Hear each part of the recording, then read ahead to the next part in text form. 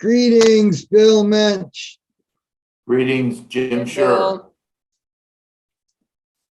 And you know Laurie Walmark. We have Alex Zakharov from Australia. We have Mark Massey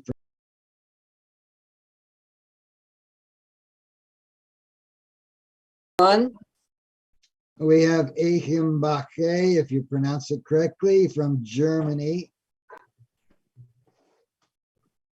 Can you see me? Can you hear me? Can hear you. Bill, I give you a lot of credit. You're up early. Yeah, exactly. Well, I thought, Jim, you put in so much effort You're very to kind. I celebrate did the put in a lot. Eniac. And it worked. It really did work. Thanks to you and your vision, it did work. I'm going to wait a little bit more. We have other participants. Greetings, Mark. How are you today? Waking up. This is the Coffee Clatch World Computer Day meeting. Everybody should have a little job. I'm toasting you right now with a little coffee. Water. Water.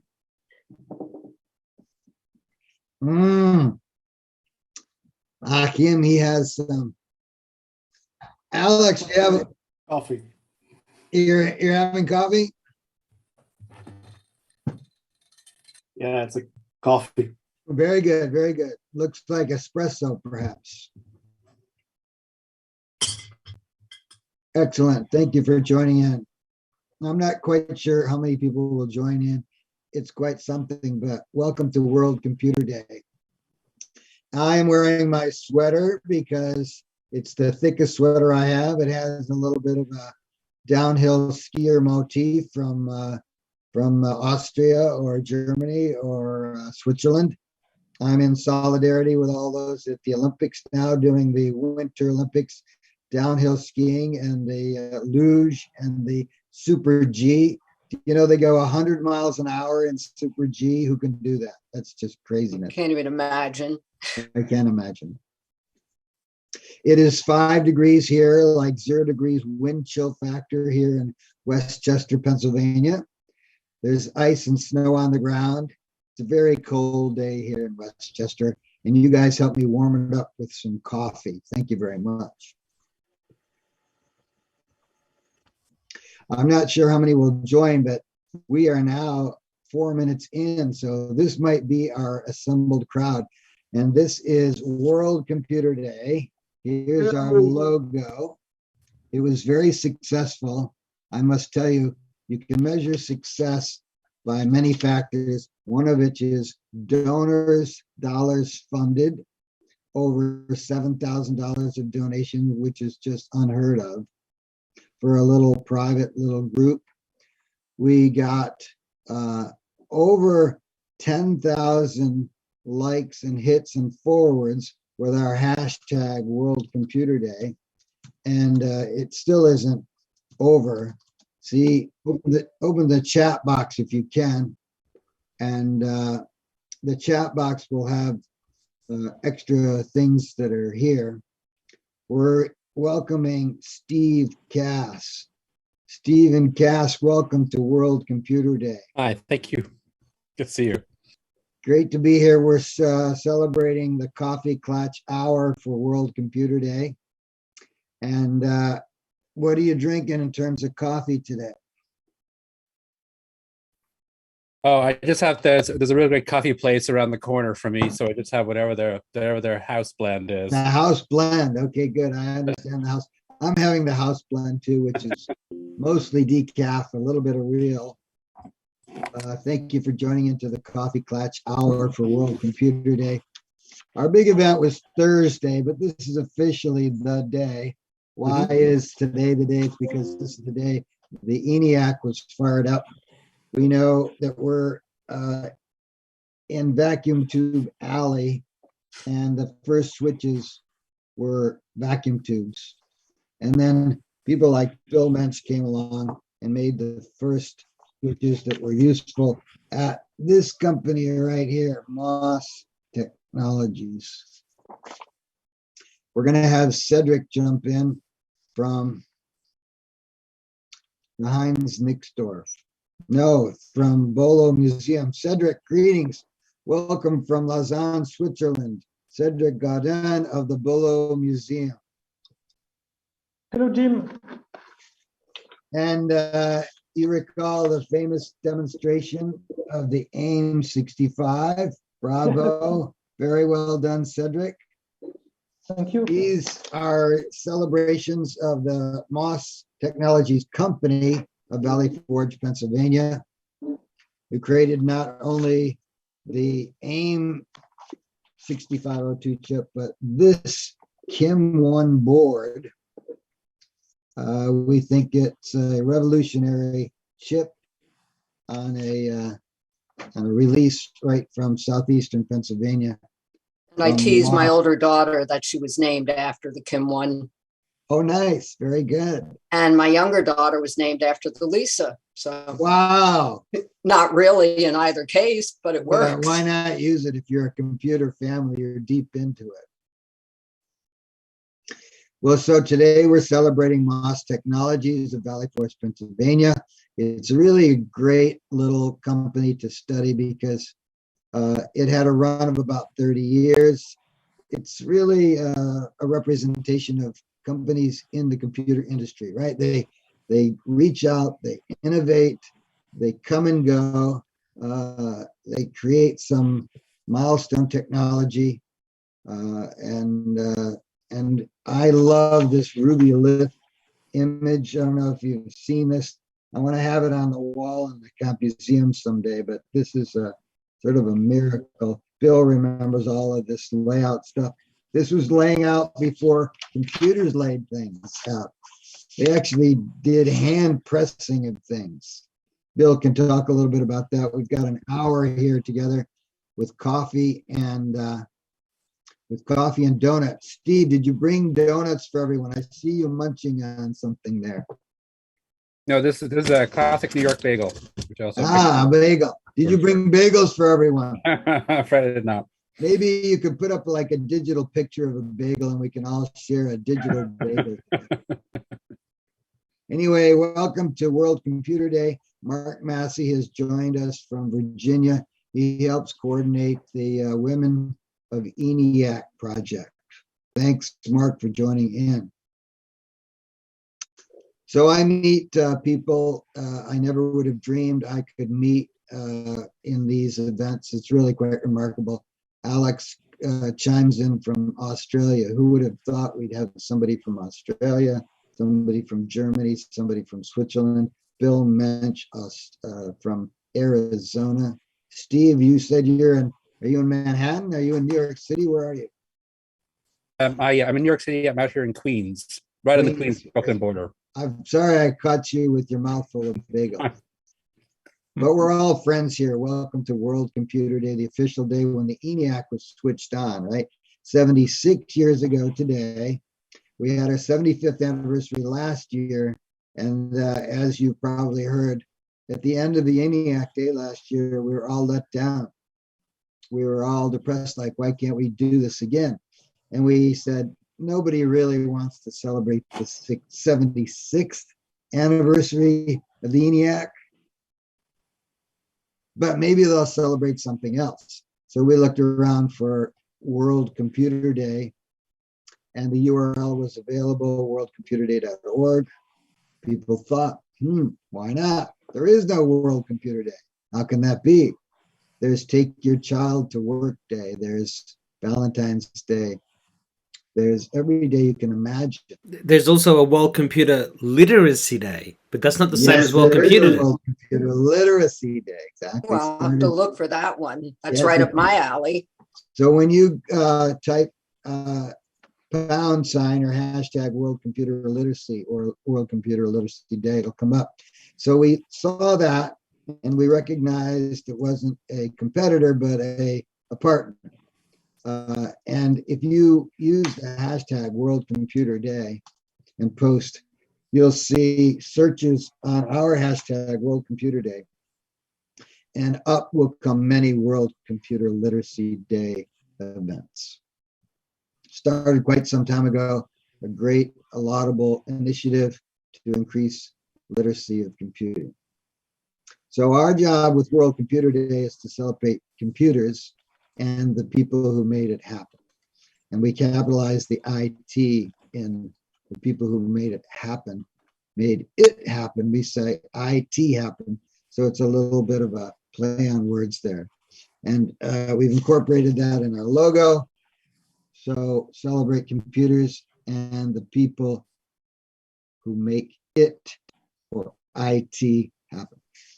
So grab that logo. I encourage you to download it, post it on the internet. You can use that logo all year long. You can post with the hashtag all year long. We want to spread the news of the valuable contributions of computing. What we're going to do today is simply ask each of you to say something about your highlights. What's the highlight for you, either of Museum or highlights of World Computer Day, or your own highlight in computing. We've just been joined by George Zipperlin, who's a great supporter of Museum, and he's in Philadelphia, I think. George, where do you hail from today? Can you hear us? Can you see us? I think his connection is just coming online.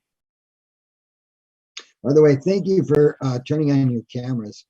I don't know if you've noticed, but I've done screenshots of many of our meetings and our events, and they're all posted on the website as screen captures in a thing called a gallery.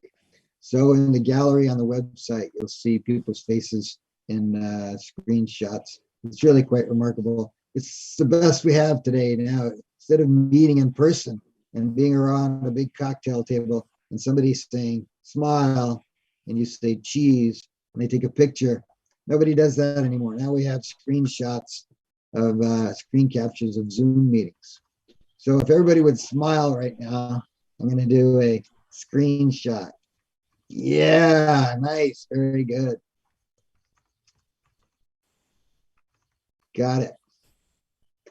So World Computer Day, annual event. We're going to do it again. We're working on the theme right now. Fascinating idea to come up with a theme. It was fairly easy to do the 6502 chip because I'm thinking we want to focus on southeastern Pennsylvania since most of our members and participants are here. And I'm always amazed what we find here. MOS Technologies. Who knew? Bill Mensch knew. He's a boy born in southeastern Pennsylvania, in Bucks County, Pennsylvania, educated at Temple University. And then he went out west where I want to live, where the air is cleaner and drier. Bill, I want to be in Arizona with you someday. Welcome. Anyway, so here we are digging into MOS Technologies, southeastern Pennsylvania. Probably next year we'll do something else in southeastern Pennsylvania. There's a lot more here than we're all aware of. I like to call it the crucible of the computer age because Eniac, our beloved Eniac, came from here. The first all electronic and programmable computer, where we've laid down the foundry of the modern computing age. Others will join in. We're up to 9 participants. I'll be curious to see how many come in. For World Computer Day event at Venture Cafe, we had 100 participants, 100 unique, discrete participants that came into the event. Lots of fascinating topics came up. And one of our members today, Alex, recorded the event. He's compressing the files now for publishing on YouTube. If you want to post in the chat box, Alex, the URL on YouTube for the 3-hour event. Recall it was scheduled to be a 2-hour event, and then it overran, and they gave us the key to run the thing for the next hour, and then it turned into a cocktail hour. I saw beer and aperitifs pop up from all kinds of quadrants, and so we had a good time chatting up in the last hour. So I don't know if you saw today the post from the Heinz Nixdorf Museum, but they created a spectacular video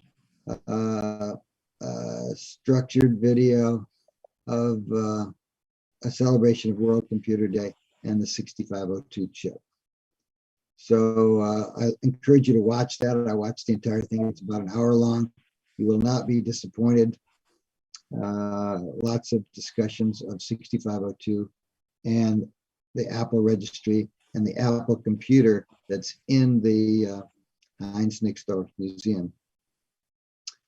So I want to launch into a couple topics, one of which is how excited I was that we made worldwide news, global news, with the announcement from the forensic research from Achim Bake's research on who wrote the serial number on the Apple-1 boards that contained the 6502 chip.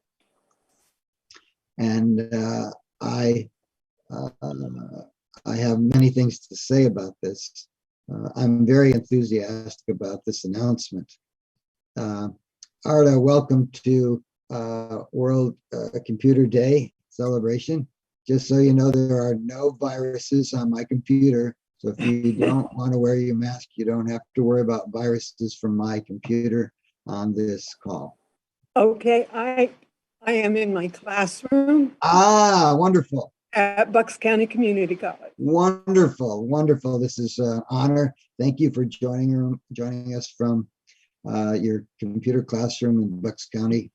This is the county where Bill Mensch was born, not too far from there. So I was talking about the announcement that was coincident with World Computer Day event last Thursday. And I'm going to not steal the thunder of Achim, but have him talk a little bit about the background, how it was that he thought this was a timely time to make I think a extremely noteworthy announcement. And it was related to the 6502 chip and the Apple-1. So Achim, can you unmute yourself and take it away? Give us a little overview. Thank you for doing this. Thank you so far. Yeah, so the result of the forensic examination was a little surprise for me as well. I was thinking about Daniel Kotke or someone working at a byte shop to do all the writing of the serial number.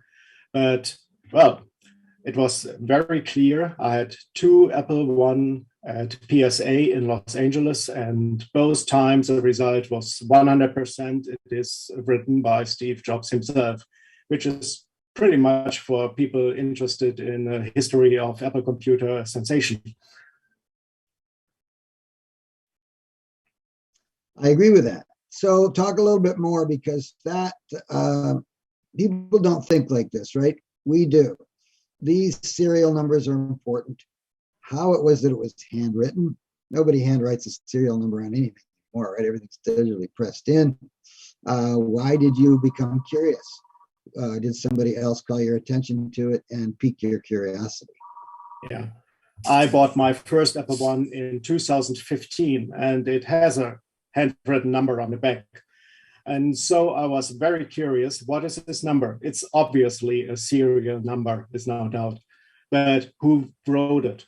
And I started to talk to some people, and I read some books about it, but no one had an idea. Everyone was just making guesses, and no one had a clue. So I started to collect handwriting samples of different people. I talked to many people, even people working at a byte shop in '76. And well, the result was no one had a clue. What is it? Who did it? And so Daniel Kotke gave me some handwriting samples of himself and some handwriting samples of Steve Jobs. And you can find, of course, some handwriting of Steve Jobs at the internet. So I had quite a lot of material to work with. And then I contacted PSA in Los Angeles. They do all kind of verification of handwriting and sport cards. And so I guess it's a big number in the US. And they told me it's not a problem, but they really need an original Apple-1. They cannot do it with, just by using a picture.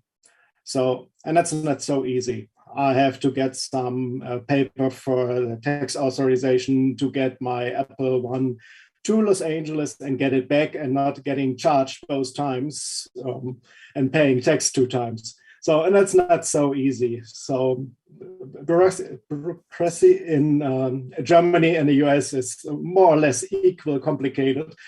So, well, it was some paperwork. But after all, I gave them in November. It was in November. I flew to Los Angeles and handed over my 2 Apple-1, and they told me it will take at least 3 weeks.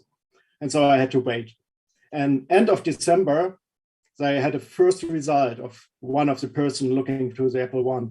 And he told me, it is most likely Steve Jobs, but we will do a much deeper analysis. And I have a former FBI employee working at PSA, and he is doing the final examination. And then in January, I got the final result. It is Steve Jobs' handwriting. And then I have 2 letters now with authentication. It is his handwriting. So that's more or less a story. That's wonderful. It's really not shocking. What would you call it? It's exciting. I need to find my synonyms in the dictionary right now for what this is, but I would say it's enlivening.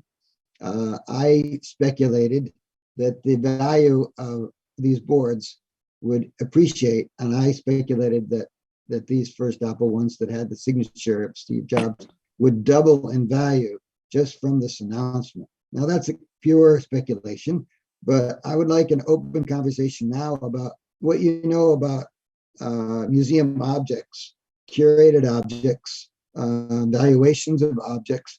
What do you all think? I mean, if anybody wants to speculate, raise your hand.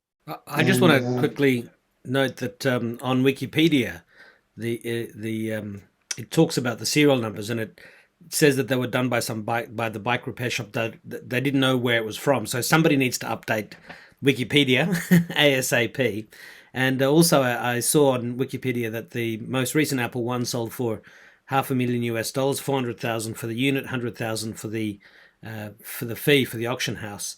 So yeah, it'll be definitely interesting to see what a Apple-1 with one of these Steve Jobs handwritten serial numbers will sell for now that that's been authenticated. Now, what you've said is very important. So speculate. Can you? I hereby authorize you to speculate. What will it do? Well, if you're asking me, I mean, clearly anything to do. I mean, there were signed Apple II manuals from Steve Jobs that had signed by Steve Jobs that are sold for $800,000 US. So I'm sure this will increase the value. And there aren't too many of the Apple-1s left. I noticed that there's half a dozen museums, including the Computer History Museum in Santa Clara, but all around the place in the US that have them. The Powerhouse Museum in Sydney has an Apple-1, and there's a few other places around the world that have them. So that's going by what Wikipedia says. I'm sure the Apple-1 registry also knows where all these computers are. But I'm not really the expert, so I'll defer to others. But that's my contribution thus far. Well, you can be sure when they read this, they're looking in their computer to see if they have the serial number or not. Right? They're all yeah. I already contacted everyone I know, and I know some curators of the museums, and I have seen the Apple-1 in Scotland, in London, in Sydney, and so far I'm just missing the one in South Korea. So after the pandemic, I will go to South Korea again and to Jeju. And there's one Apple-1 at the exhibition, and I want to make some pictures by myself and hopefully talk to the curator. I don't know. But I should mention the main motivation for me to know who wrote it is just because I was really curious about the history. So my motivation was not to find another example of Steve Jobs' handwriting.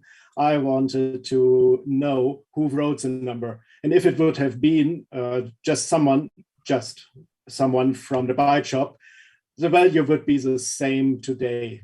So I did quite a lot of work and I paid a lot for the examination, and it was just because I'm really curious about the history. And if you have a look to the Apple-1 registry, you can see my motivation. It is not to bring the Apple-1 to a higher level, means of value. It is about preserving the history and try to find everything that is about the Apple-1 computer. You solved a mystery. Yeah. Sorry? You solved a mystery. Yeah. I guess it is the last one. Someone asked me instantly after I published it, what about the little stamps? But the little stamps you sometimes find on the back and then on the front of the Apple-1 are just the usual stamps you have from the factory. So that's nothing special, and it's quite obviously done by the factory itself. So anyway. I think maybe Bill Mensch should sign the 6502 that's on the board, you know? Well, I have a question. So have you established who the manufacturer is of the 6502 that's on each of the boards? Are they all MOS? Are they all MOS 65? They are all MOS, exactly. No, they are not all MOS. So for the first batch, it's always an MOS chip originally. And on the second batch, you will find a Cenatech 6502. Okay, so the MOS, the ones that have the MOS on, I happen to have the tester that tested the first 2.5 years of them. I built the tester myself.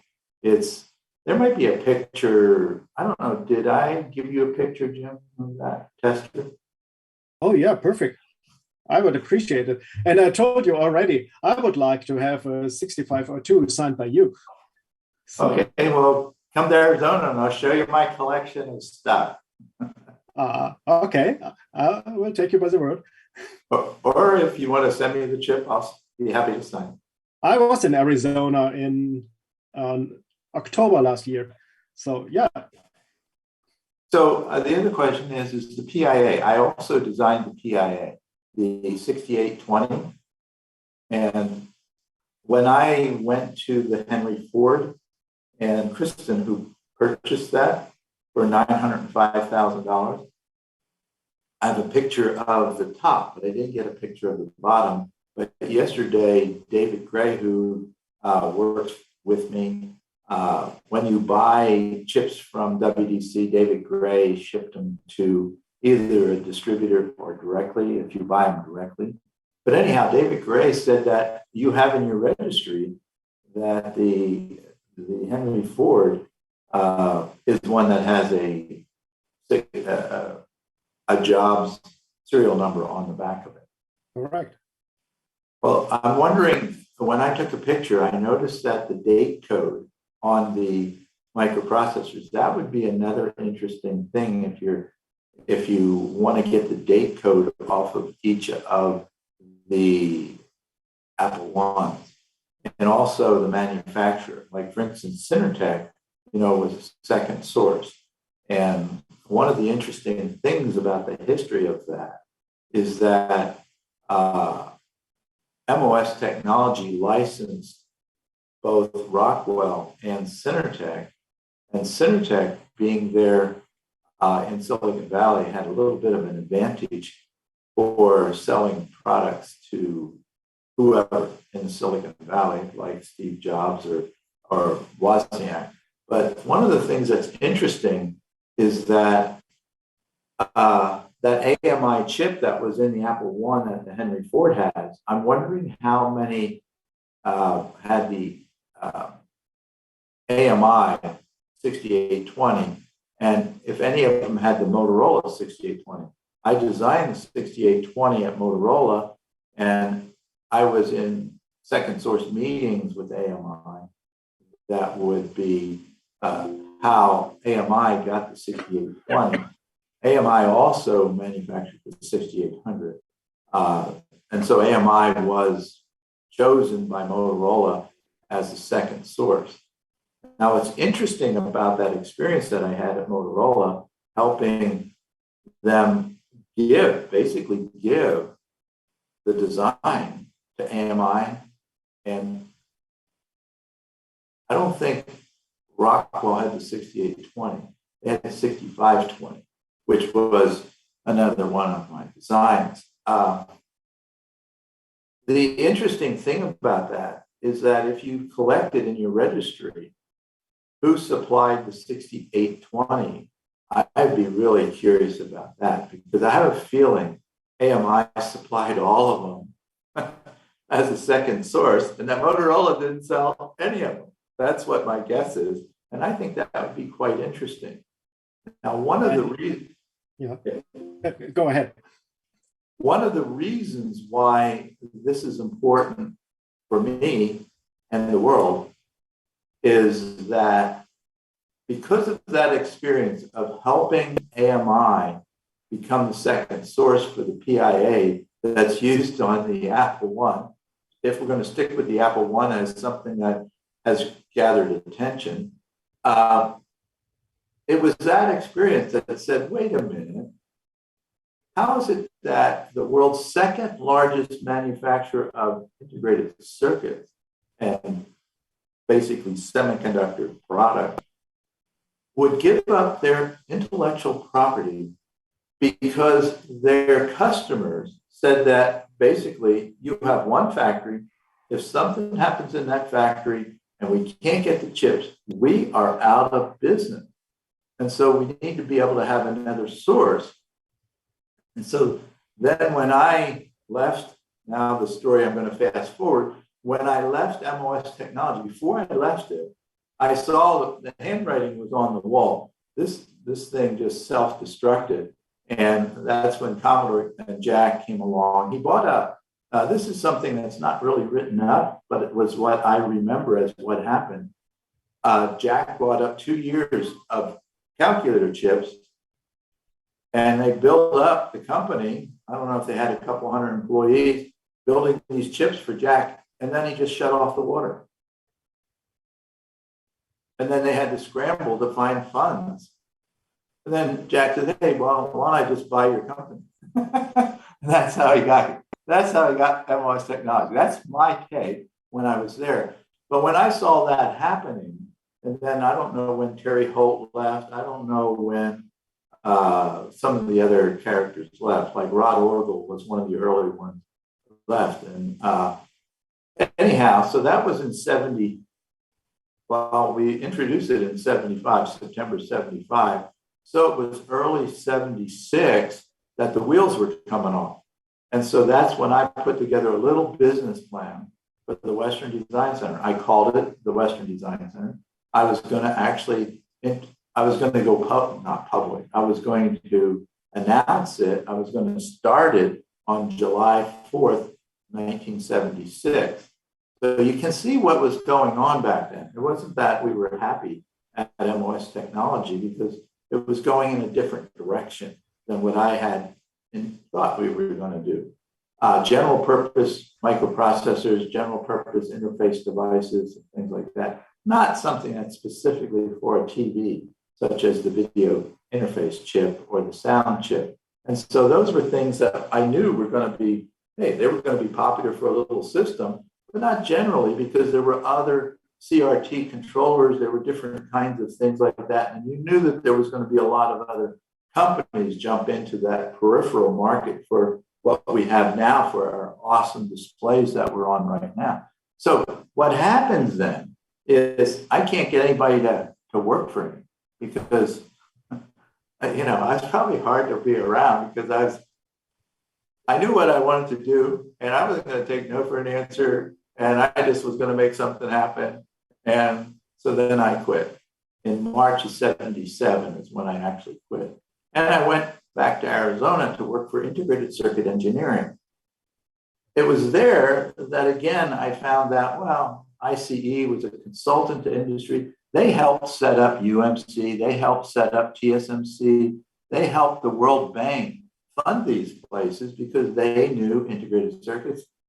And Glenn Madeline was the first design manager of Motorola's integrated circuit. And so then he talked Motorola into funding him to teach the world how to deal with this complex thing called an integrated circuit. So he started his company, Integrated Circuit Engineering, in Scottsdale in 1962. So you see, that's pretty early, right? IBM, I think, Steve Cass, you might know about IBM's 360 project, but that was built with integrated circuits. And IBM at the time was, I think at one point, they were the most advanced semiconductor operation for integrated circuits for their computers, all in-house. I don't know that they had any external customers at the time. So here I am. Motorola didn't work out because they didn't fulfill a couple of promises to me.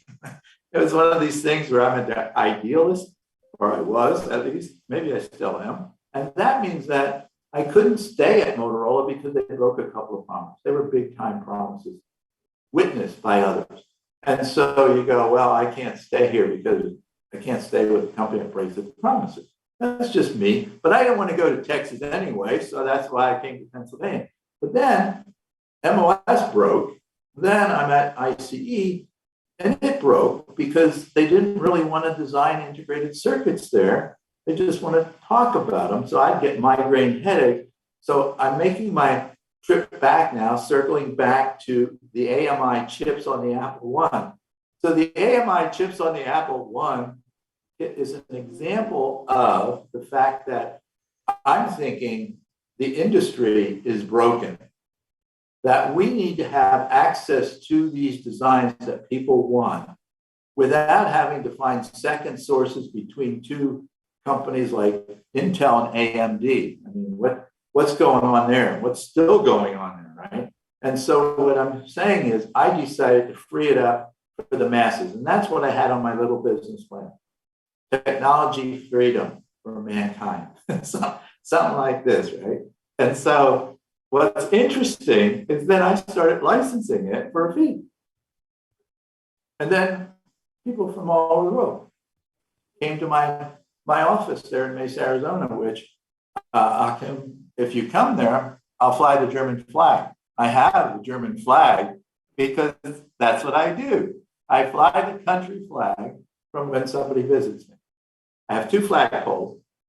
And just so you know this, the American flag is just a little bit taller than the other one. But that's the way you fly flags.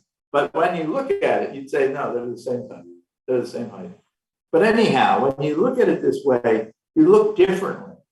And that's that AMI chip. Motorola didn't sell PIA that I designed for Motorola, but then we had the second source AMI. So if Motorola's chips are on there, I'd like to know about it if you can find it in your registry.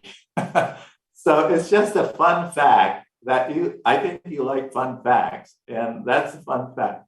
So if the Semitech got the second batch, that's just another interesting fun fact about the Apple-1. It's like, wait a minute. And then if you replace them, like I believe some of these have been replaced with later dates, then you wonder what happened to the one that was in it before. I have chips that run for the last 40, how many years, 43 years or whatever. So anyhow, they all last for a long time. And so therefore, if somebody took one out, put one back in, I don't know why they did that other than maybe it stopped working, you know? Okay, so you will find the AMI chip on the first batch for the PIA. And on the second batch, you will find here, it's almost all the time a Cinetech.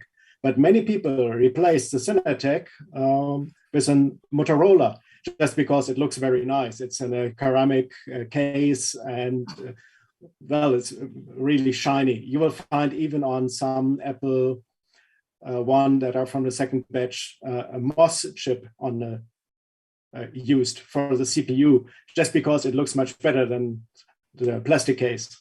But originally, it's just a plastic Cinetech used the second batch for the CPU and for the PIA. And well, I have in the registry for almost every Apple-1 a list of the main components. So you can have a look and you can see how many AMI, Motorola, and Senatex are used. But do you have the date code also? Yes, sometimes I have the date code, or most of the time I have the date code and it's written in the registry. Sometimes I do not have. For just a couple of Apple-1, I have no contact to the owner. I just have a couple of old pictures, and these pictures are of low resolution. So it's impossible to say which date code is on it. But most of the time I have the date code, and for the MOS 6502, it is almost all the time 76 15th week. So quite early. And yeah, and for the rest, sorry, I don't know. I have to look in my list. And I have some lists here that are not public with the date codes and the chip used in every single Apple-1. So I have quite a lot of material here, okay. not all published. And sometimes the owner just gives me the information, but ask me not to publish it for a different reason. And I have to respect this. So I even know about some Apple-1 that are not listed. Some people don't like to have it in the list. Why ever, don't ask me. I do not ask the people, but I'm very thankful that these people share all the information with me. So I have a couple pictures more in my database than it is online. So, but I can share at least information which chips I used with you. That's not a problem. Well, it sounds like your curiosity took you down the same path my curiosity is about who built the chips and what's the date code and those kind of things.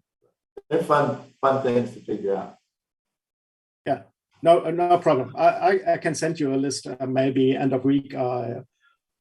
Give me some time and I will send you a list of all the date codes and all the chips used. And then it would be nice to have your story you told here written in the registry, just for some people that are curious about the history of the Apple-1. So yeah, that would be great.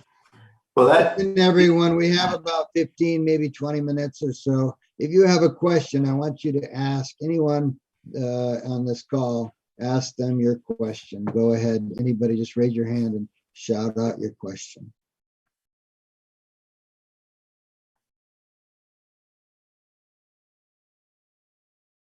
So I would just actually just suggest to Bill, you very kindly also signed a chip for me at the World Computer for a 650, a 65C02 for me as well.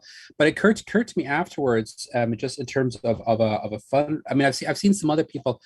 There was somebody else at the World Computer that talk who was doing something similar, and that they were selling signed versions. So I would ask. I'm just curious. Have you ever considered, for people like who are building, new systems, or who are like really invest in the 6502 because it is such a popular chip, in terms of like selling specifically signed editions of just of the 6502 chips that then people could put in their systems for a special talking point, or even some people I know would like to get them, put in a little shadow box or something like this. And it might be a good way to raise some additional funds for your foundation or other causes you thought might be worthy if you actually order that as something that people go on the website and actually buy a verified signed Bill Mensch 650CO2 directly sort of from you.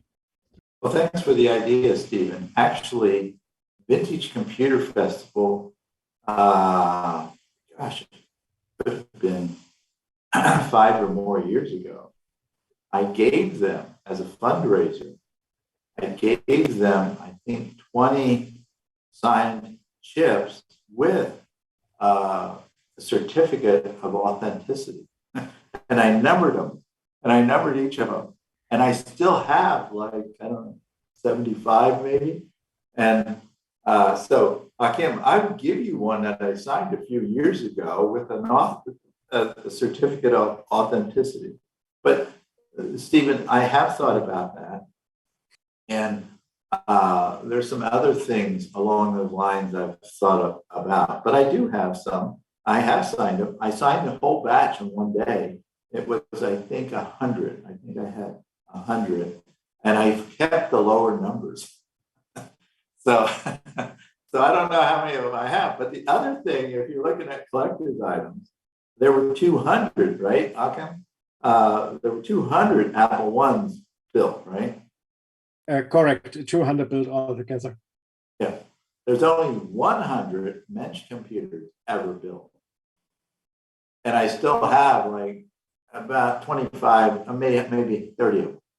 But the other ones I gave away because I wanted them to develop software for the Mensch computer. It was the first solid state computer. Now, everything we have is all solid state. So back in the day, I used PC cards, the little PCM-CIA cards for the program, but it was battery backed. So actually, it was all SRAM based cards. One of them was an SRAM card, and then the other one was, I guess it was a flash card. I could write a flash. But anyhow, the control pins for the PCM-CIA all came from either a VIA or the 65C 265 chip I designed. The 265 chip was the last chip I designed. And so that's what's the CPU of the Mensch computer is my last chip I designed. And that I designed probably in 1987, maybe, something like that. So it's been a while. But anyhow, these are, I have some in my museum. I have like the first one in my little museum. So when I'm no longer here, you're going to say, did Bill sign that thing? And so, you're going to have fun with that. We have another hand. This is Arta. I am in Bucks County. Right. And you mentioned coming to Arizona to see your museum. Now, I was wondering if you would consider doing a Zoom meeting there and show us all around that. Yeah. And I am active with the CSTA of Philadelphia. Okay. I would like to invite them. And I had tried to, for about 8 years, we had PA4Cs, Community College Computer Consortium of Pennsylvania. When I retired, nobody else took it on. So, but we still are involved in that. I'm still involved in that. New Jersey has a computer 4Cs of NJ, which was the first one that I'm available. And so they have 19 counties in New Jersey. And we're right across the river from them. But that's getting to the community colleges. And when right now, I am teaching my students are coming in a course at Bucks County Community College called Digital Literacy. And this fits right into it. There you are. And at Passaic County Community College, I'm teaching a online course. Haven't been into Patterson, but I'm teaching 3 sections of an intro course. So many of these students need to see the beginnings, like what was said on the World Computer Day, the 8-bit, or they can understand it. It's not like a microprocessor like now or whatever. Your chip is something that they can understand. Right. And so, Arta, do you have my email? The best way to connect with me is through my email. Do you have that? If you could put it in the chat, that would be helpful, because I don't know that I have it. Okay. Bill, I'll do it for you. Okay, why don't you do it? You can touch it. So, Arta, you are totally aligned with my intentions. There are some other things here that we could do. Right now, I'm so excited with what you're doing and what you're talking about. We are going to go global. That is, all around the world. We are going to make our incredibly valuable intellectual property for my microprocessors available to students worldwide. And that computer literacy that you're talking about, and that's why when I promote Ben Eater's kit, he's a master teacher. He's the one that created the technology for the Khan Academy. You can find an interview by Sal Khan of Ben Eater, and it's just a wonderful interview by the founder of the Khan Academy about Ben Eater. But Ben Eater, without a word from me, never taught to this day. He created that, and the tutorials are awesome. He uses an Arduino to step the microprocessors through its instructions. The Arduino supplies the instruction. And anyhow, so the point is that he does a really good job. He also teaches in there why it's so important to build one of these breadboard computer kits that he has. So Arta, I would strongly recommend you look at the Ben Eater 6502 computer to help these students gain that computer literacy, okay, that you're talking about. And then I want to be able to say that you go, and we have a syllabus online at WDC65xx.com. You'll find it under products. It's called Educational IP License. We're working with a company in Colorado for a multi-project wafer tape-out. So every student that takes this class will be able to take a board with the chip in it and say, I want a job. That's the idea, worldwide. And so the company that's building the chips for us will be TSMC. TSMC is building a $12 billion factory just about 30 miles from where I'm standing right now, or sitting right now. So what's interesting about it, TSMC is more advanced than Intel. TSMC is the most advanced. In fact, the company that builds my chips for me, tests my chips, are in Taipei, and they go all the way down to 3 nanometers, multi-project wafer. And so what I'm saying is my technology can go all the way to 3. And so, so you can see where we're going with this.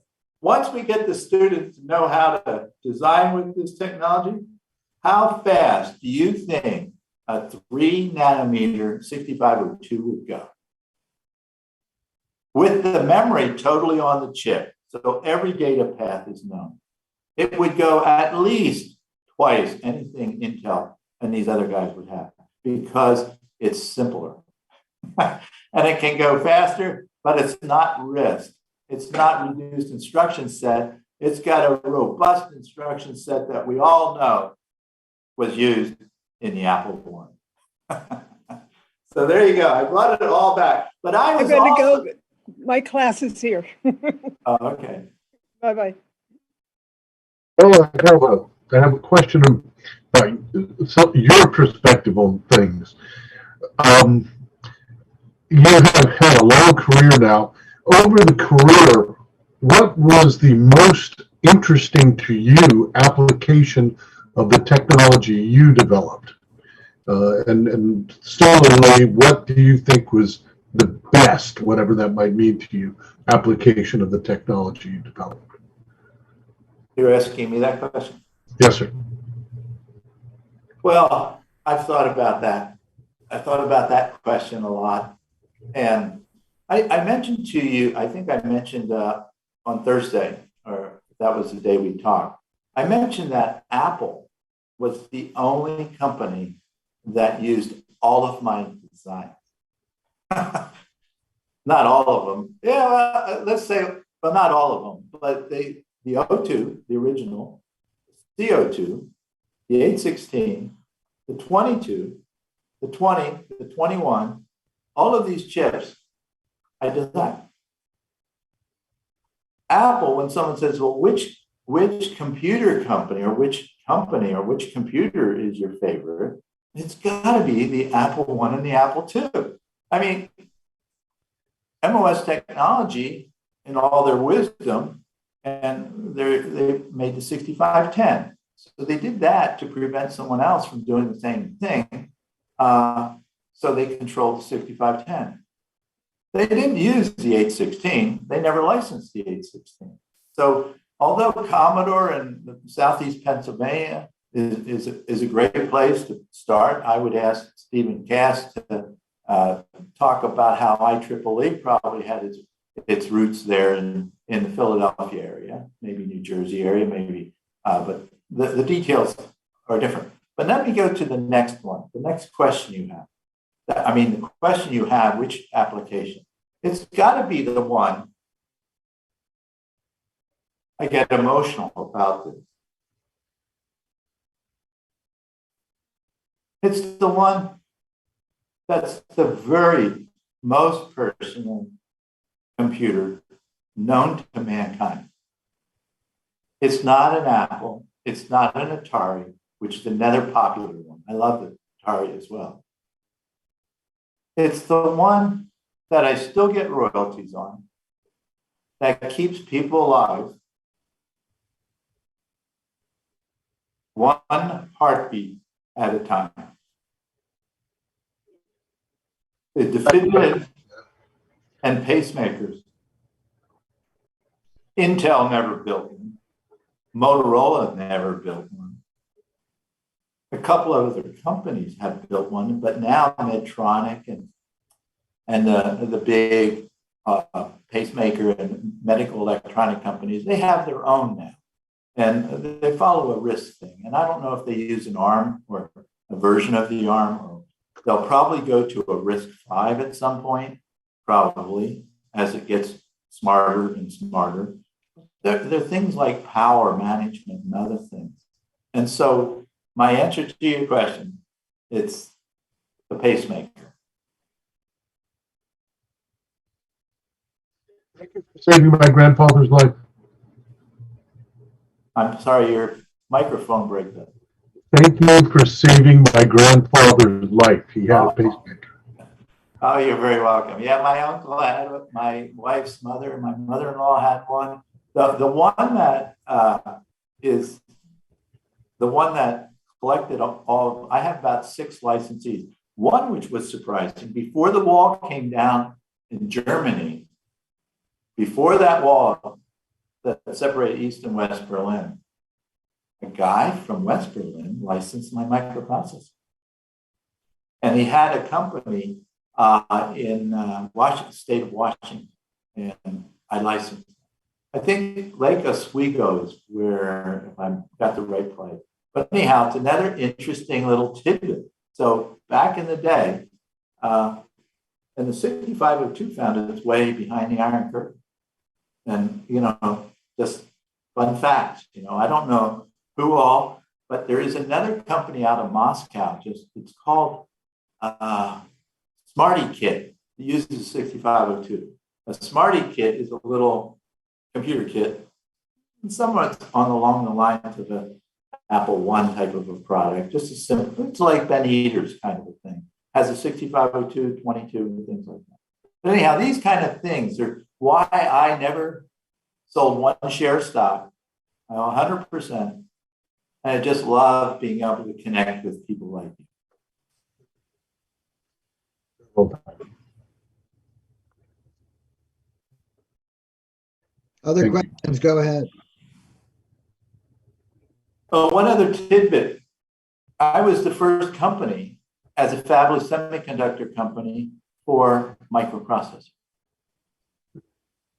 What does that mean? My licensees would want to make sure my design worked. So I would have them build them. For the final payment, it had to work. And so then, of course, well, hey, why don't you just put my label on them, and I'll sell them.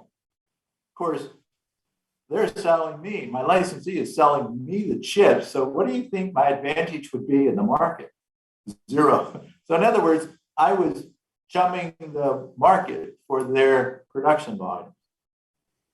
But that's how I became the first.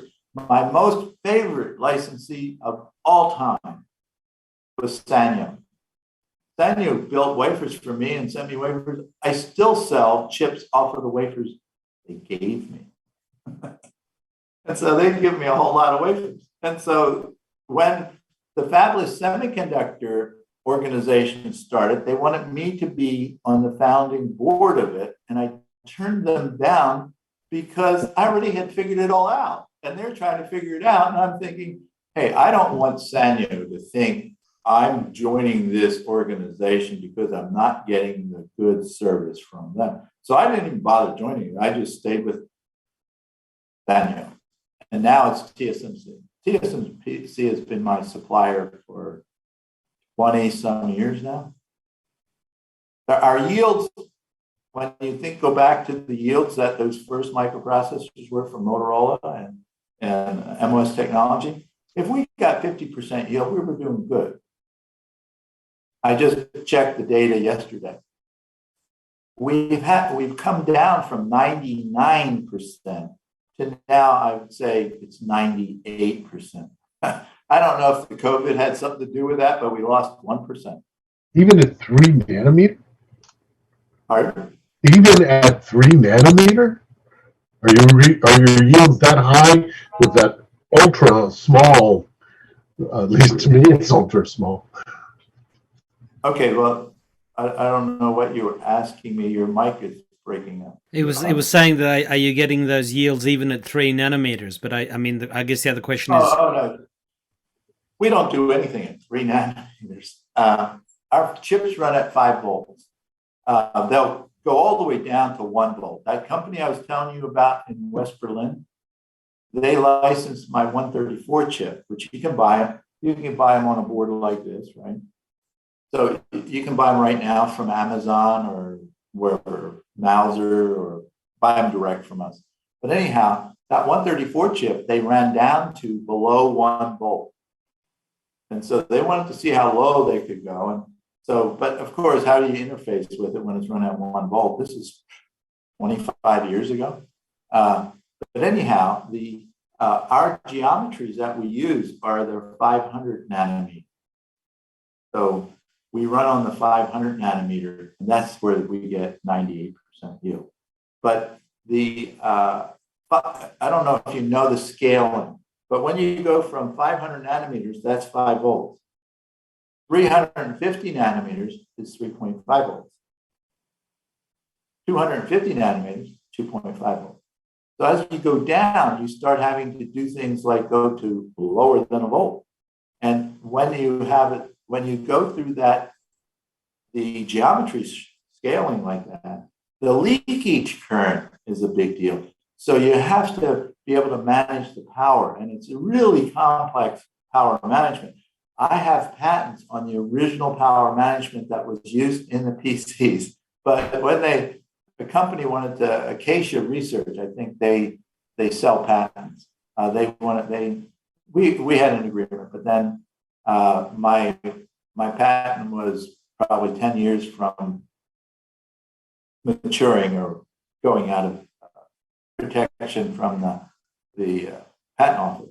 So we didn't really do anything, but all of the PCs back in the day that had this power management violated my patent. So you can see my patents on my online. You can see all my patent numbers. But anyhow, going back to the first fabless company so here I have my licensees building the chips. They wanted to prove that they worked. So I just said, hey, I want to buy some wafers from you. So that's how I was the first one in. And it was a meeting with Steve Wozniak for the Apple-2 GS when I had GTE was already a licensee on both the O2 and the 816. And then I had NCR out of Fort Collins. Bob Jones was in the meeting. He's sitting to my right. Des Sheehan, vice president of GTE, he's sitting 2 seats away. And here's Wozniak. And then I forget if there was somebody sitting to my left. Anyhow, the point is that we're just trying to get a second source meeting. That's what the meeting was about, second source. I'm going to have 2 sources. Both of them will be licensed. And so there we are. And Des Sheehan says, yep, we're licensed. We're ready to go. Okay. NCR was licensed on my CO2. And you're thinking, slam dunk. I also did a special chip for NCR that Rockwell also got. we call it the Austin chip or something like that. But anyhow, here's Bob Jones, comes to the meeting, second source, and he goes, NCR is not going to license the 816. I'm like, are you kidding me? I mean, why'd you come to the meeting?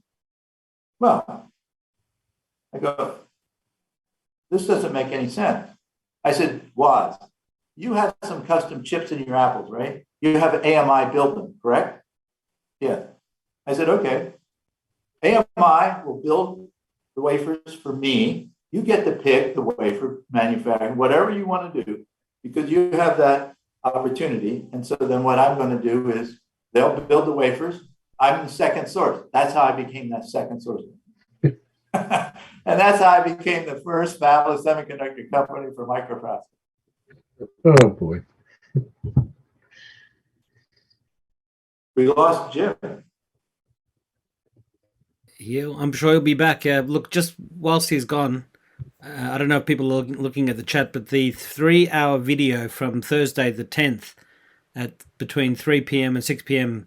Eastern time is at bit.ly/World Computer Day. And that links to my article at itwire.com. So bit.ly, bit.ly/World Computer Day. And the article is there, and the full 3-hour video is there too. Oh, so you got the whole 3 hours? Yeah. I'm recording this as well on Camtasia, so I'm not relying on Zoom's recording. It records in better quality. I've got the chat on the right-hand side, and I've got the people who are in the meeting at the top, and I've sort of flicked through them so people can sort of see. But yeah, I've recorded it because it's worth recording. It's worth putting up online. It's wonderful. Some of the early meetings that we had, we didn't record them, and I asked about recording them. Well, people don't like to open up if they're being recorded. And I'm thinking, dude, you got something to say, and you say it and it's recorded. Own it. Own it, right? Exactly, yeah. Well, I mean, the thing is, if these are not recorded, they're lost like tears in the rain, as Roy Batty said in Blade Runner. So, where I can, I record, and if I have permission to publish it, I publish it. Yeah, I have. Well, that's interesting. So you have my email, right? Or Jim does. I'd like to talk with you about what you're doing. I have at this point, over 130 hour-long videos from Zoom. So I have a Zoom account. And so I did one for the World Computer Day, but then it changed directions, so I didn't do anything with it. But I have about an hour and a half with my 4 children. So I got this idea from Bill Mensch, who is doing things historically for the Eniac, and his father was one of the designers, right?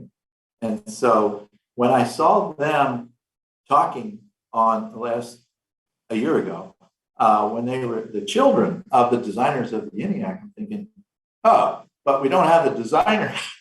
We don't have the designer in this conversation. Wouldn't it be nice if we had the designer in the conversation? So I decided, I talked to my kids, and they said, yeah, sure, we'll do that. Well, of course, they were really enlivened, thinking this is going to go worldwide, right? But I didn't send it to Jim because I'm thinking, well, we don't have enough time. But maybe there's something there that you would want to do or publish or something. Sure. I mean, the thing is, you can have your own YouTube channel and publish it there. I'm sure Jim would want it as well to put onto Compuseum or World Computer Day site. It's great content, and look, it's all historical. It's all lessons for the future. It's great to capture it, and if you've got it, let's publish it. Whether it's you or me or all of us. We'll get in a conversation about. I have a museum. It's a little museum. It's just really my stuff. Over 50 years of designing microprocessors.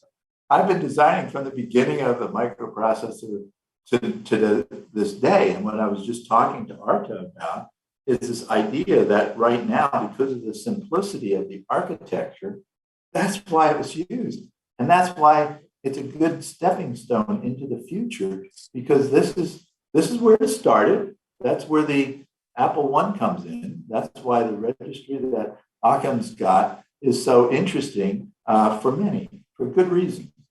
And so the history of it. And Steve Wozniak and Steve Jobs are just a magical team that they separated for a while. And Wozniak, the movie and all shows the struggle between Woz and Jobs. And Woz was so generous with his stock that he gave to, what's his name? Daniel and other things. And what he did with Eliza Loop about the Apple-1. And so Woz is just this, you just want to hug him. And so he's just one of these special people. And Jobs is like the opposite. It's like, well, opposites attract, right?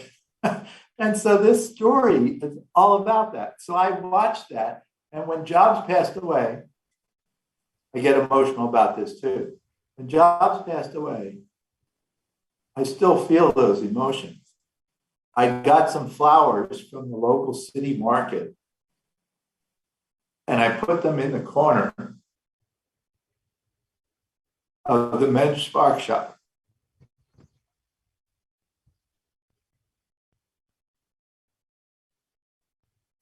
In Durango, Colorado.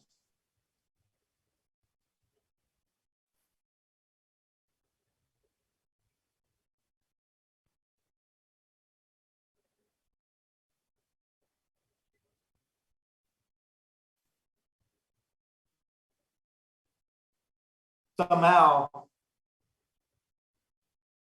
it's almost like we have something entangled, like with this entangled photons or something. I don't know how that happened. But he's so different than me, but I could tell his next move. I knew his next move. And so, you know that I designed the mouse interface for his original Macintosh, the PIA, and then I made changes to it. And in my little display case, he wanted to make sure I got something, which is interesting hearing these other stories at Wozniak. For him to want to make sure I got something, and all I was doing is wanting GTE to be able to supply him VIAs for the Mac. So I made the changes he wanted to work with the asynchronous data bus or memory bus architecture of the 68,000. So I made some changes to the 22 that I sell to this day. And it was so that he could also have the conflict between the mouse and the Mac. And so I made that work. And so then he wanted me to give him, what do you want? Nothing. We want to get you something. Oh, okay, all right. How about you built, what was it, 100 or 200 Cortlands that were an Apple IIGS and an Apple IIe case, and it says Cortland on it. And so I'll take one of your developer kits. I don't even know if I ever plugged it in, but I have it in my display case. It's a Cortland. And so there's these kind of little fun facts that we have it.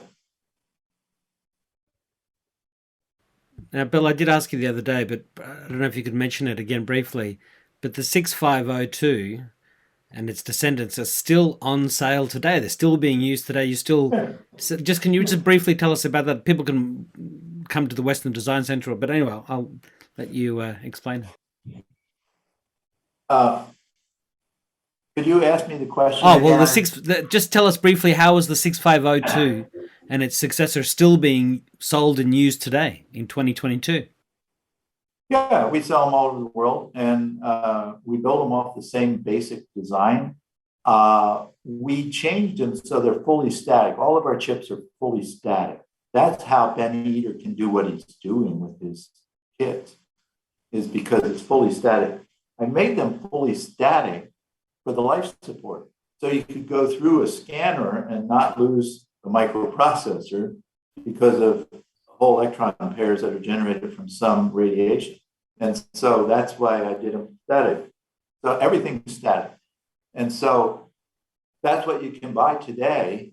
And they all run at 14 megahertz or above. We don't test them above 14 megahertz, but somebody's got one running at like 30 some megahertz or something like that.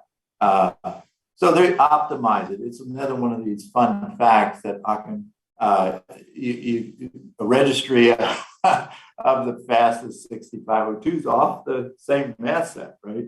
So that means that people are playing with the voltages and doing things to try to figure out how the memory interface optimize it. So these are things that would be fun facts. But anyhow, so we're worldwide.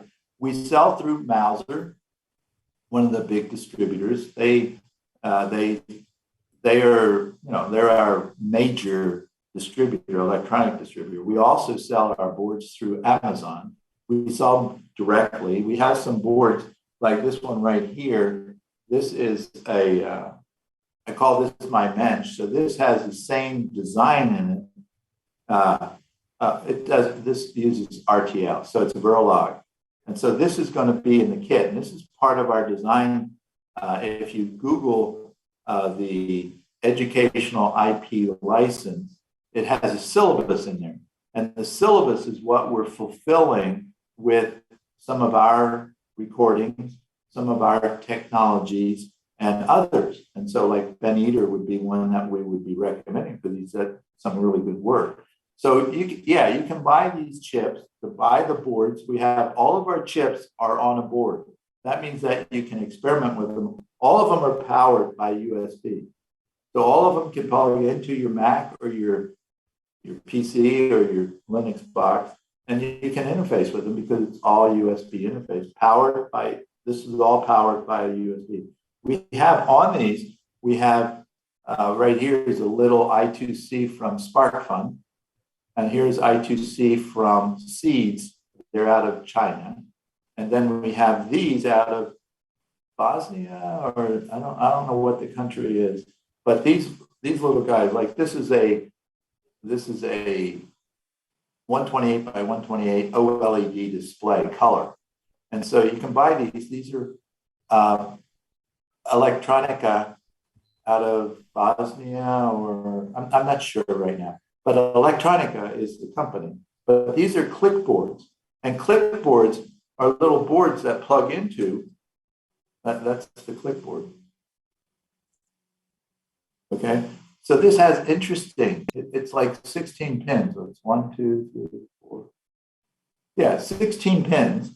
And they have SPI, I2C, UART, ADC, all the important pins you want to be able to build interesting things. You know, the 6502 was originally intended for microcontrollers, not for computers, but because it was low cost and it worked good. That's why Wozniak picked up a couple of chips and made an Apple-1. And so I have two of these. Like this is an SD card slot that they built, but there's thousands of these you can plug into this little board. We call this a Pro for prototyping. And then this plugs right into it, like this. It's 100 pins. We actually sell this. People buy these. Like there's a company in Switzerland that has bought, I don't know, maybe a couple dozen of these because it's got 100 pins on it, and they go, well, that's just what we need. And so they don't even use our IP. They just want the boards.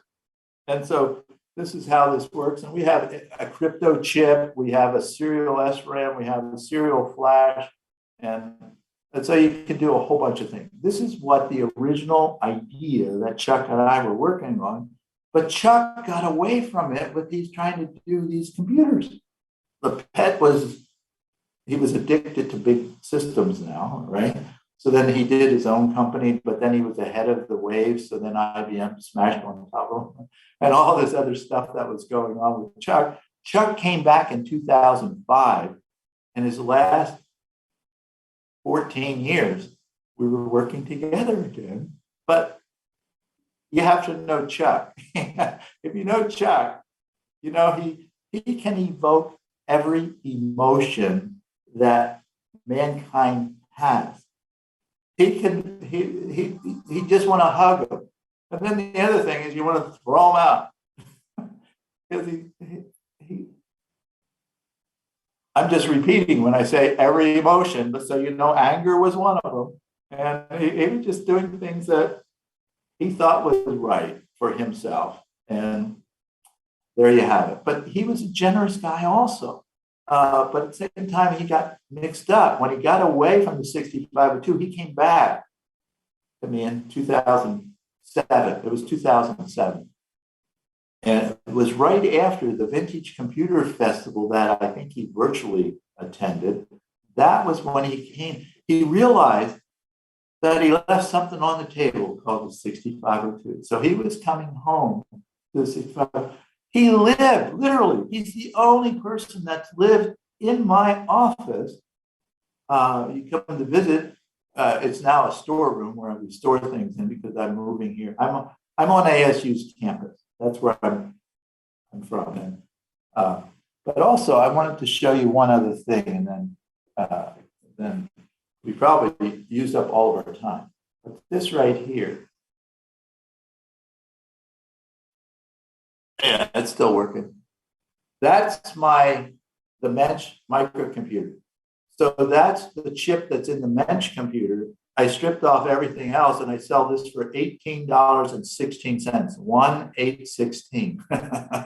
And so it has 512 bytes of memory. And a lot of it's used for the monitor that's built into it. So there's a monitor built into that. So this is interfacing through the UART. And another magical soul that crossed my path is Larry Hiddle. Larry Hiddle was the founding, he founded the first terminal company, Courier Terminals. And so Courier Terminals, I think somebody at the Computer History Museum was trying to find one. But in Courier Terminals, Larry Hiddle is who made Chuck, Larry Hiddle designed the MDT development terminal. But anyhow, he did the monitor for my computer. So he's magic. He was magical. He's gone now. He died of pancreatic cancer also. And so this one guy, Ray Bennett, that built some of my boards for me, he had a PCB company. He's out of business now. But anyhow, I said, so everybody that worked with Larry kind of died from pancreatic cancer. He says, yeah, that's a pretty sad story. This is the same thing that happened to Steve Jobs, by the way. And so he says, yeah, Ray said to me, he says, yeah, I saw them actually take their hand without a glove on or anything, go in, pull a board out of the chemicals. Oh, it's not quite done yet. We'll put it back in. That's what I think Jobs was around too much lead and doing some of these boards, like the Apple-1 could have been part of that. So he's building the Apple-1s and he's around all that lead.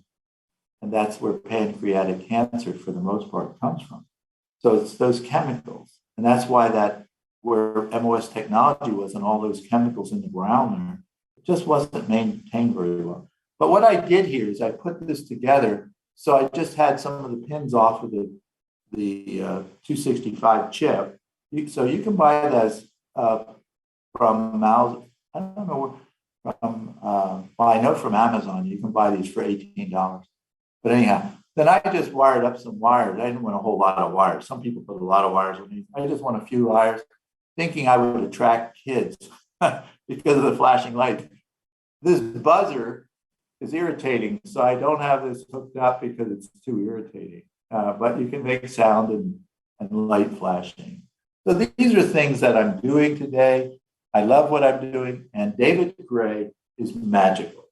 David Gray is a mini me, but he's 6'4" and he's twice my size. But he does everything. He does everything. Everything. He's running the whole show. And he's just magical. He's just a very generous person, a very loving and caring person. And he was helping build my website, helping an employee of mine when he's working for Honeywell. After he got his degree from ASU, he's working at Honeywell. And I hired this kid where they were friends. And so about a year into this, I go to Anthony. I said, Anthony, whatever. And then I found out that David Gray was helping him be successful in my company. I go, wait a minute, David Gray is really the one that's doing the work. I need to talk to David Gray. David, hey, why don't you come work for me? So then I had them both work for me. But I didn't feel right that David Gray was doing all this, not getting compensated $1. And so he did that for probably a year. And so that's how that fits together. The other magical person in my life is my wife. She's been designing integrated circuits since 1980. So we worked together for 14 years. And as my kid goes off to college, Notre Dame in South Bend, Indiana, the wheels came off of our relationship, as it were. And those 4 kids are in that video. Magical. That video is absolutely adorable. You know what we went through as a family. You know how adorable it is.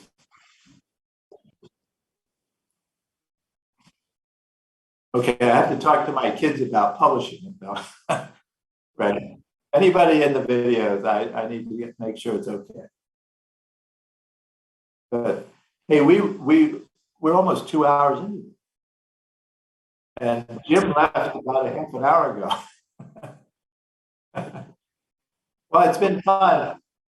It's been fun. And if you want to do one of these just for fun or whatever, one of the things that Jim and I talked about was 6502 Day, which is Jennifer, who did, have you all seen team6502.org video? Team6502.org. There's a 5-minute, little over 5-minute video that Jennifer, the daughter of Terry Holt, created. She's the voiceover in that. So she's the voice you hear in that little video.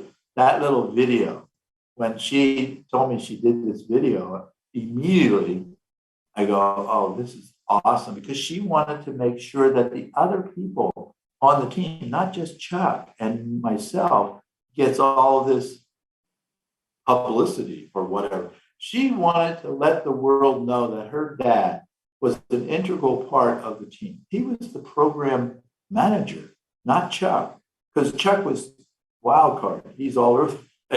Terry is the one that kind of kept the team together. Terry had the professional skills to lead the team. I was a young kid that just knew what he wanted to do and don't get in my way. It was egotistical attitude. It's not good. In fact, when my wife, the mother of my children, when she took this, I had a daughter who's born 3 weeks after we introduced the 6502. So her name's Elizabeth Duncan. She is now one of the vice presidents of Google for worldwide training, sales training, not only the product, but also the actual selling methodology. So she's a recent vice president. But anyhow, so when the mother of Elizabeth brought Elizabeth in, like a month after she was born, so to show off to the MOS employees, she said to Ray Hurt's wife, who was his girlfriend at the time, Ruth Hurt, Ann, that's her name. Ann says to Ruth while they're introducing. Now, as it turns out, I was the best man in Ray and Ruth's wedding in Mesa, Arizona. Just another little wild card stuff, right? It's crazy. But anyhow, so she says about Bill is such a wonderful dad and husband. And Ruth says, Bill?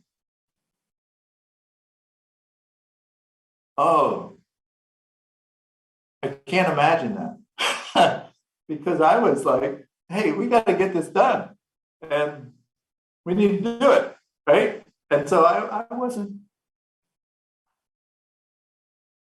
I conflicted with the team. That was she was part of the calculator team, and she was a test engineer, and apparently a good one. She was hired by Intel or something. She came out to Arizona, and that's when I was the best man in their wedding. But anyhow, this kind of interesting thing. Sid Holt, who the story, if you go onto that website, you'll see the story about Sid Holt, who's not related to Terry Holt.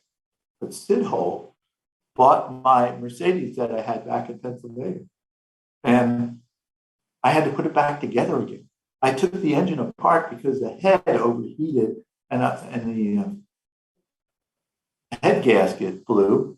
And so it was really hot. It was like white hot. I mean, I couldn't believe it. Anyhow, so I got the parts. I had it all apart in my garage. When Sid came out to Arizona, she wanted to buy my Mercedes. I go, oh, okay. I have to put it back together again. So I put it back together. I sold it to her for the same thing that I bought it, I don't know, 5 whatever years before this. When I came to Mesa, my little TR3 didn't have any air conditioning. I needed to get another car with air conditioning because it gets hot here. And that's when I bought it. And that's what I took back to Pennsylvania along with a van, a green van. But anyhow, the point is, Sid bought my Mercedes. And I wonder whatever happened to it. You were saying, was that Team 6502? Because I typed in team6502.org and it's not coming up. So right. What was the address again? Yeah, team6502.org. Team, T-E-A-M. Oh, hang on. I put 6592. Whoops. There it is. Yeah, I found it. Yeah. That video is just adorable. And Jennifer is just adorable. I have a picture of it. She came to the Computer History Museum, vintage computer thing in August. So she came down. She was in San Francisco, and this was in Mountain View. And so we got together for dinner, met her husband, just adorable couple. He's rescued millions of dogs from early death because he started a foundation, I think, for no kill or something like that. It's called No Kill, and it's a foundation.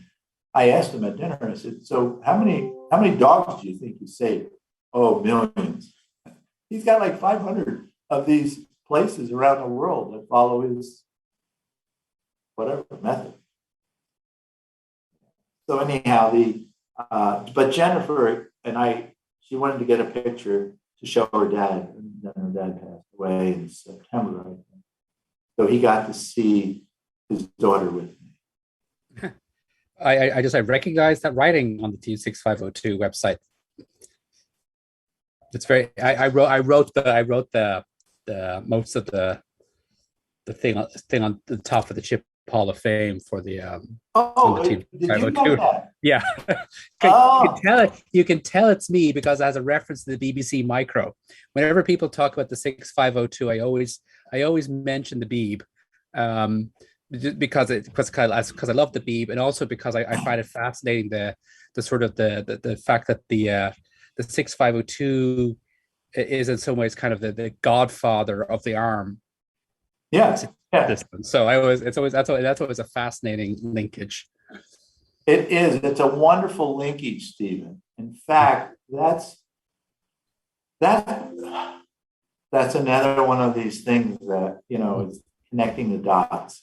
So they are those guys that did the ARM, first ARM, Steve Ferber and Sophie Wilson.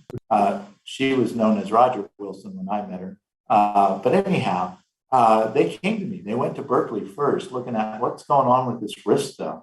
And then they came to me, and then Herman Hauser is their investment guy that's behind them.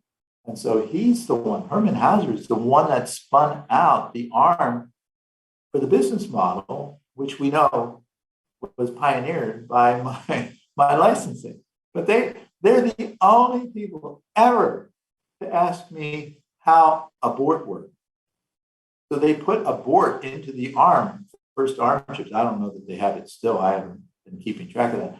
But abort was the way I was doing virtual memory without having to have a memory controller.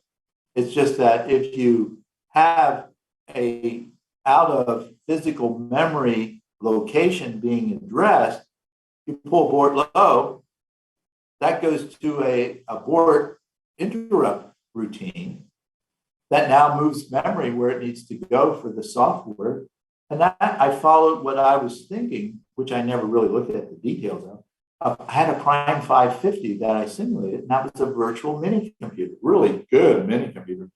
I replaced it with a network of 486 processors. That's the 486 is when they put the math unit with Intel with the logical execution unit. So that's when I knew software would be created. And so I went from the Prime 550, which I paid, I forget what I paid for.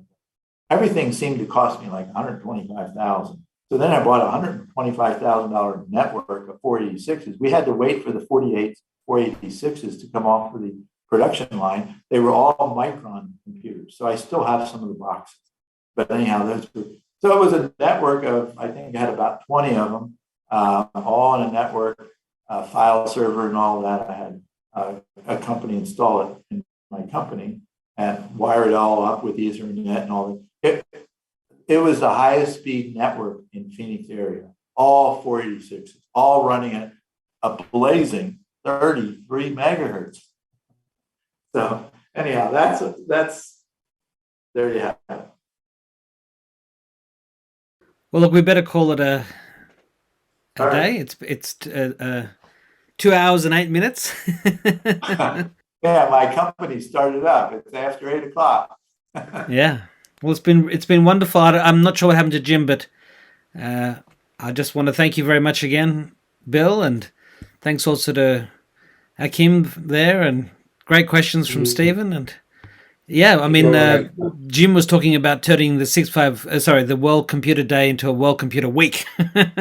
So we definitely have done that with the event that is already up online, and with this event that'll go up online as well. And hopefully we can do something else. And I'd love to talk to you also, Bill, in the not too distant future, and do a video interview and some other content, because it'd be wonderful to do it while the opportunity is there. You bet. Anytime. I'm always available. All right. Well, again. Have a great day, everyone. Yeah, it's 2 a.m. in the morning for me, so I've got to get to bed. But can't miss this. All right. Thank you all. Bye-bye.